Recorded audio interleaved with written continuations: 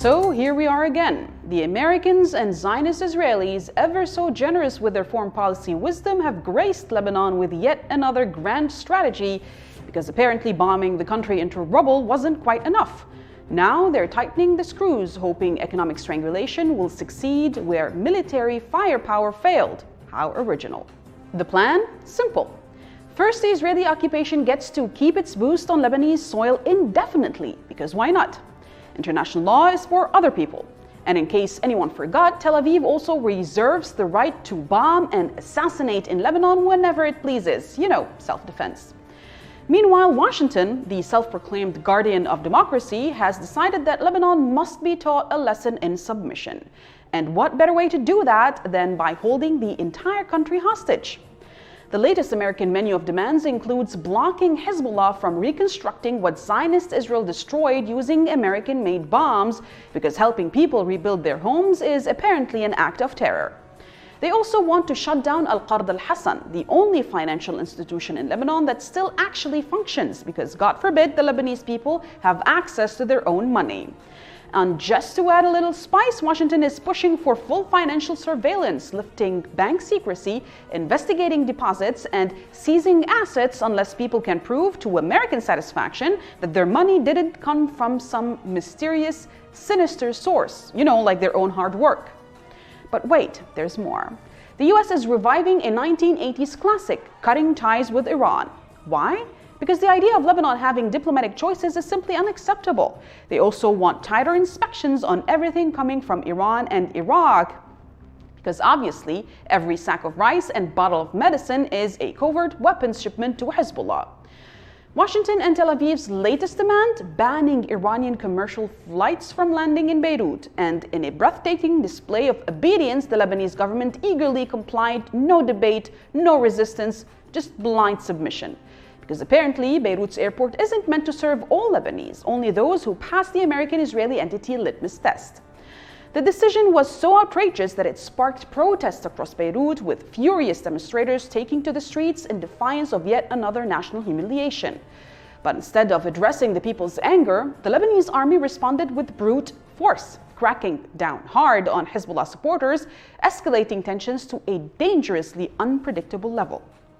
Because here's the thing. When you systematically humiliate a segment of your own people, don't be surprised when they decide the rules no longer apply. Welcome to the Mideast Stream. I'm Marwa Osman.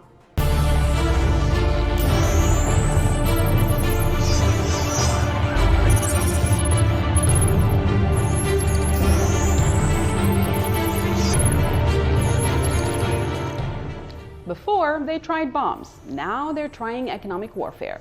Washington and Tel Aviv have tightened their grip on Lebanon, dictating policies from financial crackdowns to banning Iranian flights, while Beirut's government bows without a fight. But as protests erupt and repression escalates, one question remains: how long before the people push back?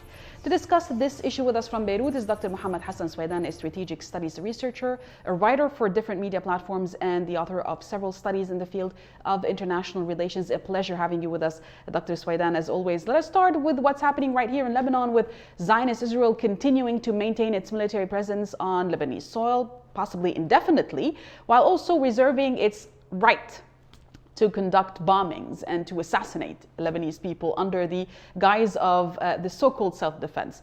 How do you view really this blatant disregard for international law, and what do you think it reveals about the Israeli occupation's ongoing strategy towards Lebanon's sovereignty and the resistance as well? Well, to start, we have to say that what's happening today in Lebanon is just revealing the truth about the Israeli entity. Israel is an entity that always takes the chances to attack other countries. Let's see what it's doing today in Lebanon. Let's see what's doing today in Syria. Let's see what it is doing today in the region as a whole. So Israel is a country that doesn't abide by international law, or is an entity that doesn't abide by international law.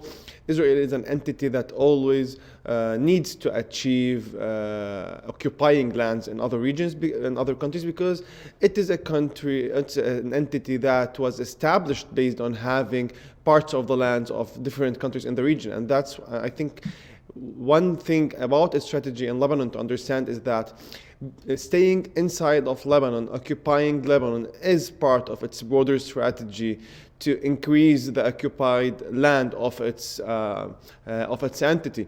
And I think that what Israel believes today is that it has the best chance to stay in part of the Lebanese land, since it has the full support of the U.S., it has the full support of the what's so-called international community.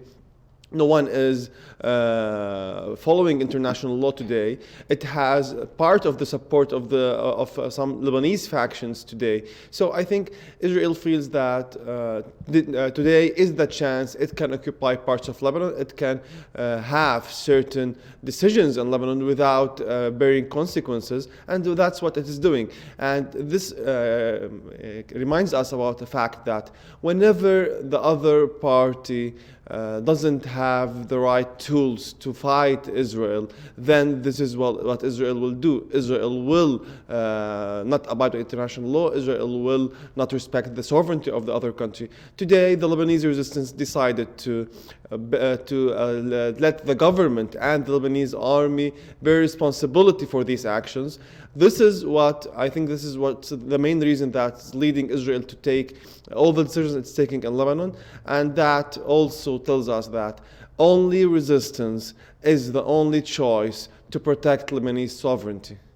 I don't know what to say, because as you're saying, the resistance stepped back to let the army take control, but the army started cracking down on people after the ban of the Iranian commercial flights from landing in Beirut, the decision made by the Lebanese government, along with broader economic strangulation of Lebanon.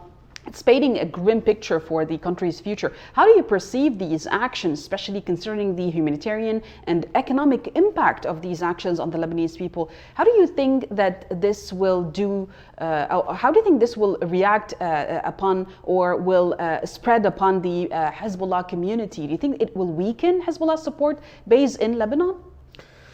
Well, I think that we have to remember, on October 2022, 2024, a meeting between Benjamin Netanyahu and Antony Blinken occurred. During this meeting, Benjamin Netanyahu told Antony Blinken that now we have to work on changing the political landscape in Lebanon.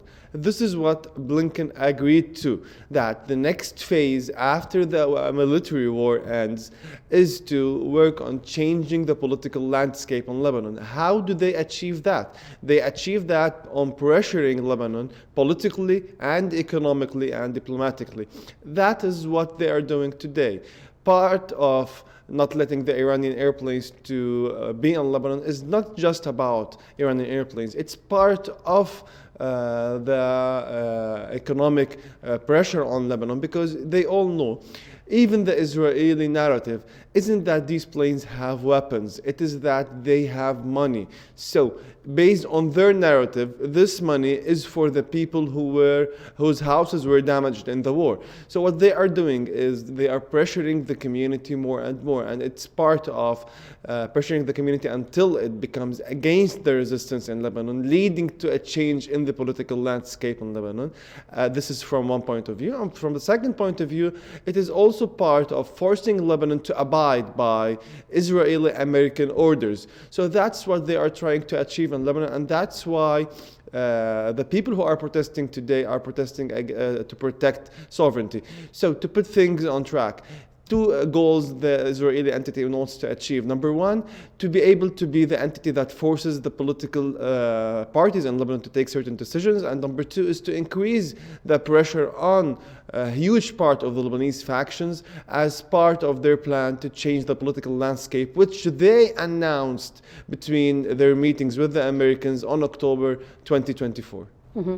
Well, Dr. Swaidan, with our President Aoun, and Prime Minister Salam seemingly prioritizing Western demands over the needs of the Lebanese people, as you just explained. How do you assess their ability to maybe navigate the delicate balance between appeasing Washington and satisfying domestic expectations? Could their approach lead to further unrest and a potential turning point in Lebanon's resistance against external pressures?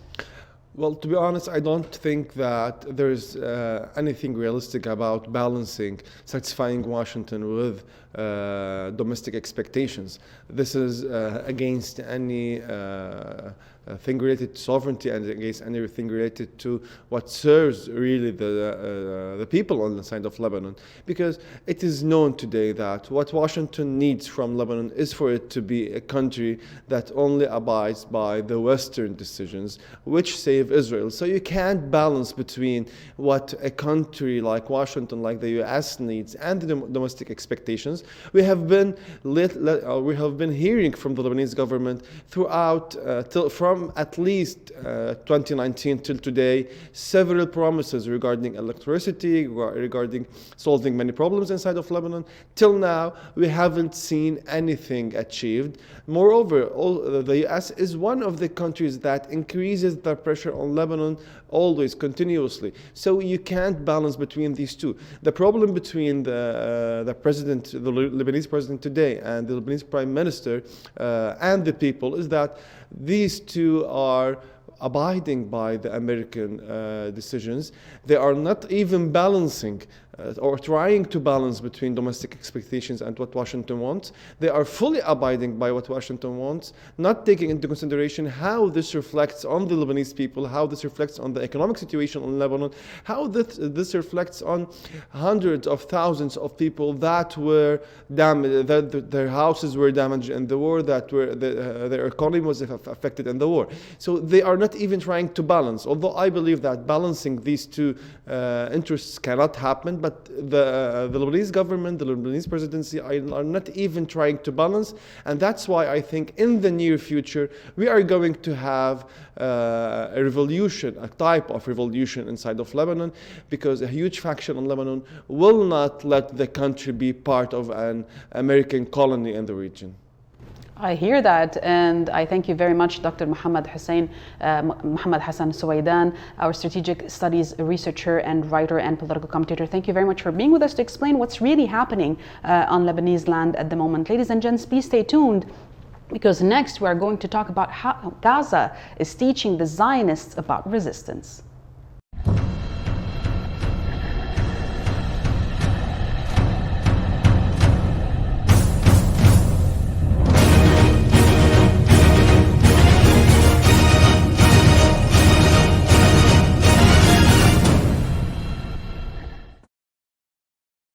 For weeks, the world has watched as the Palestinian resistance reshapes the narrative of this war, not through military force alone, but through calculated political and psychological warfare. The latest exchange of Israeli entity captives in Gaza was not just a prisoner handover, it was a resounding statement of defiance and control. As the Israeli regime scrambles to recover from its failure, the resistance continues to dictate the terms of the battlefield. More details in the following report. In a scene that defies expectations, the latest handover of Israeli entity captives in Gaza was anything but routine. Instead, it became a powerful demonstration of military and political messaging by the Palestinian resistance. The Al-Qassam brigades orchestrated the event with precision, turning each exchange into a show of strength, resilience, and defiance in the face of Israeli entity aggression. One of the most striking images, the unified display of Arab flags. This was no coincidence. It was a clear rejection of plans to forcibly displace Palestinians to neighboring countries, whether through war, economic pressure, or political deals. The message was simple: there is no migration except to Al-Quds. And then there was the chair, an unmistakable symbol of defiance. In Zionist Israel, Sinwar is painted as public enemy number one, yet here his empty chair signified something greater, that the resistance leadership remains intact, unbroken, and in full control of the battlefield. Al-Qassam also made sure to remind Zionist Israel of its greatest failure, the October 7th breach. By showcasing images of Israeli entity settlements and military bases, they sent a stark warning: what happened once can happen again. And in a final psychological blow to the Israeli regime, a video emerged of one of the captives fishing on Gaza's shores, expressing gratitude for humane treatment. While Israeli entity intelligence deployed every tool, spies, drones, and global pressure to locate the captives, here they were, unharmed and well cared for, while Gaza itself lay in ruins. Back in Zionist Israel, the optics of these handovers have only deepened public frustration. Netanyahu promised swift military victories and the complete dismantling of Hamas. Instead, with every captive returned through negotiation, not force, the Israeli regime looks weaker and the resistance looks stronger. For Zionist Israel, the failure is undeniable. Military operations could not recover the prisoners. Political pressure did not break the resistance. And despite relentless bombings, the Palestinian resistance allies have emerged with greater legitimacy, both in Gaza and beyond. Even within Zionist Israel, security analysts have started admitting what was once unthinkable. The war has failed to meet its objectives. The so-called plan of the generals, which aimed to crush Hamas, has collapsed, leaving the Israeli occupation with no clear path forward. Military superiority did not translate into strategic success, and every failed objective only strengthens the resistance position. And so, as Gaza smolders under relentless Israeli entity bombardment, the reality is clear. Zionist Israel has lost the ability to dictate the terms of this conflict. With each exchange, the resistance rewrites the rules of engagement, proving that even in the face of total war, they remain unbroken. As negotiations for the next phase of the Al-Aqsa flood exchange continue, one thing is certain: Zionist Israel may hold the firepower, but Gaza holds the upper hand. To discuss this issue with us from Beirut is Mr. Mohammed Al-Haj Musa, spokesperson of the Islamic Jihad Palestinian Resistance. It's a pleasure having you with us, Mr. Mohammed. Now, the handover of Israeli entity captives in Gaza was transformed into a highly strategic military and political statement by the resistance in Gaza. How does this process reinforce the message of strength and resilience, and what are its implications for the ongoing conflict with the Israeli occupation? تحية لكم ولكافة المشاهدين الكرام. First and foremost, greetings to you and to all the esteemed viewers. It is crucial to reaffirm that from the very first hours of Operation Al-Aqsa flood, we in the Palestinian resistance made it clear, to the occupation and to the world, that there was only one path to securing the release of Israeli entity captives from Gaza. The occupation must halt its violations and agree to a prisoner exchange deal through indirect negotiations. However, the occupation refused, choosing instead to wage a war of extermination against all Palestinians. Yet, after 15 months of relentless aggression, the prisoner exchange emerged as a testament to the Palestinian people's victory over the Israeli killing machine, which is backed by the United States. The exchange itself was an announcement of the triumph of Palestinian resilience and a clear indication of the failure of all the objectives set by the occupation. Naturally, it carried significant implications, reinforcing several key points.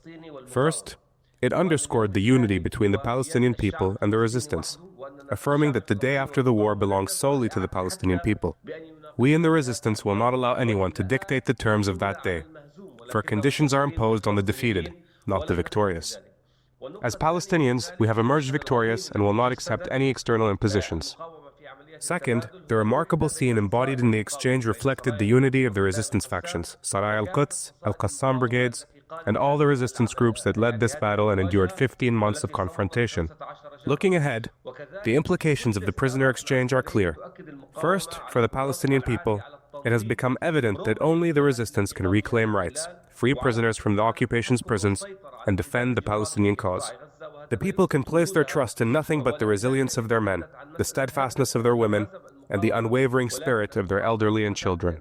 Second, within the Zionist entity, this exchange has further eroded Israel's deterrence capabilities, a collapse that has been evident since the first day of the ceasefire. For the first time, Israeli entity society is experiencing a deep sense of insecurity and a loss of faith in its military. This extends to the government as well, where unprecedented internal fractures have surfaced. Today, these divisions have reached an unparalleled depth, proving beyond doubt that the Palestinian resilience is far stronger than the Zionist will to kill, even with the United States orchestrating this aggression. Finally, on the level of narrative, the Zionist myth has crumbled before the world. Tel Aviv is no longer seen as a beacon of civilization in the region. Instead, it has been exposed for what it truly is: a regime of savagery, brutality, arrogance, sadism, and Nazi-like oppression. Well, Mr. Mohammed, the symbolic elements of the latest exchange were very interesting, from the unified Arab flags to the empty chair of Sinwar. They sent powerful messages of defiance and unity. How do these symbols really reflect the resistance's long-term vision, and what do they signal to both the regional actors around Palestine and to the Israeli occupation itself?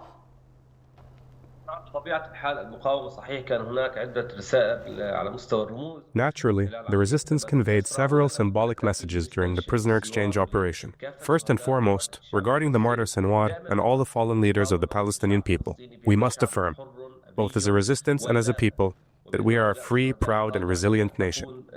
The martyrdom of these leaders, who always stand at the front lines of battle, only strengthens the presence, effectiveness, and impact of the resistance. We do not forget them, for we are human, and we feel the pain and grief of losing our brothers and leaders. But we continue this path because it is our duty. On the level of how the resistance communicates its messages to the Arab and Islamic world, and how it perceives the ongoing struggle in Palestine, it is essential to emphasize that the resistance has consistently sought to clarify the nature and identity of this conflict. There must be unity in resisting all normalization projects, as they are nothing less than acts of betrayal against this nation. These are fundamental principles. Despite the fact that some governments have chosen the path of normalization, we still firmly believe that Palestine remains the central cause of the Arab and Islamic world.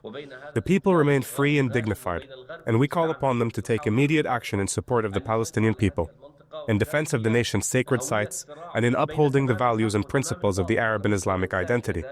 We call for unity, solidarity, and for rejecting division and sectarianism. The cost of resistance, no matter how high, is far less than the price of submission and surrender to this occupation.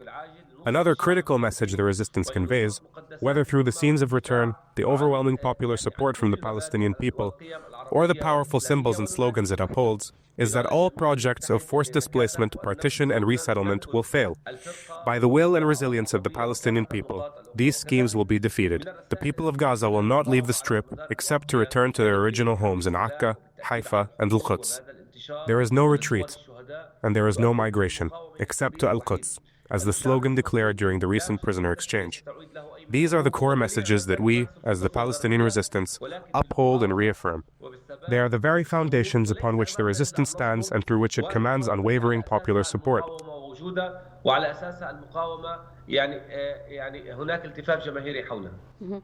Well, Mr. Mohammed, with reports now suggesting that Trump's plan involves seizing Gaza and expelling its population to maybe Jordan and Egypt, how is the resistance preparing to counter such a scenario? And what strategies and tactics would be possibly deployed to prevent this forced displacement? And how do you assess regional and international reactions to such a plan? The United States' conduct did not begin recently. It has been leading this aggression against Gaza from the very start. Despite its leadership in this war, despite all the support it has provided to the occupation, and despite Trump's rhetoric before entering the White House, threatening that hell is coming, and insisting that the resistance must surrender and accept a prisoner exchange deal, what ultimately happened? Hell was indeed unleashed upon Gaza with full American backing. Yet the steadfastness of the Palestinian people and the resilience of the resistance forced both the U.S. administration and the occupation to accept a deal under the resistance's terms. We did not concede a single condition that we had set. As for the next stage, we are witnessing a new version of the Balfour Declaration. Even when the U.S. administration spoke of displacement, those stranded outside Gaza demanded to return to the Strip during the war itself and before the ceasefire. This is a fundamental message. On the level of the Zionist entity, as Palestinian resistance, we fight with a united front, militarily and politically. We call upon our brothers in Fatah and other factions to unify in facing this grave challenge. However, beyond Palestine, this moment also rings an alarm bell for the Islamic world. These statements and actions constitute a direct threat to Arab and Islamic national security, demanding serious and decisive responses, particularly from Jordan and Egypt. Trump is pushing the Palestinian people into direct confrontation with the surrounding states, and these countries must take firm positions, making it clear that the United States will bear the consequences if it continues with this level of criminality and reckless endangerment of the region's security. Unity, solidarity, confrontation, and unwavering support for the resistance. These are the only paths forward. The resistance has compelled the world to acknowledge it and respect its power, whether in Gaza or in the various support fronts that have made sacrifices and upheld the highest values of humanity and Arab-Islamic solidarity. In Lebanon, where the great martyr of the Ummah, Sayyid Hassan Nasrallah, and Lebanese resistance leaders have stood firm. In Iraq, which has steadfastly supported the Palestinian cause, and in Yemen, which, after years of suffering, has emerged as a symbol of defiance. Across all these battlefronts, the resistance has proven itself. To the Islamic Republic of Iran, which has also played a crucial role in supporting the Palestinian people, while freedom-loving individuals across the world have risen in solidarity. These are not just political developments, they are profound human moments that demand recognition, respect, and real commitment to providing meaningful support. This is not merely a Palestinian battle. It is a battle for the entire nation, a battle for humanity, and a battle against genocide. It would be a disgrace to face it in disunity. But through unity, collective struggle, and unwavering resistance, we can achieve the impossible. Just as the resistance has triumphed across every support front and imposed its conditions, and just as it has prevailed in Gaza, it must now be empowered with all necessary means to strengthen its presence and enhance its effectiveness, God willing.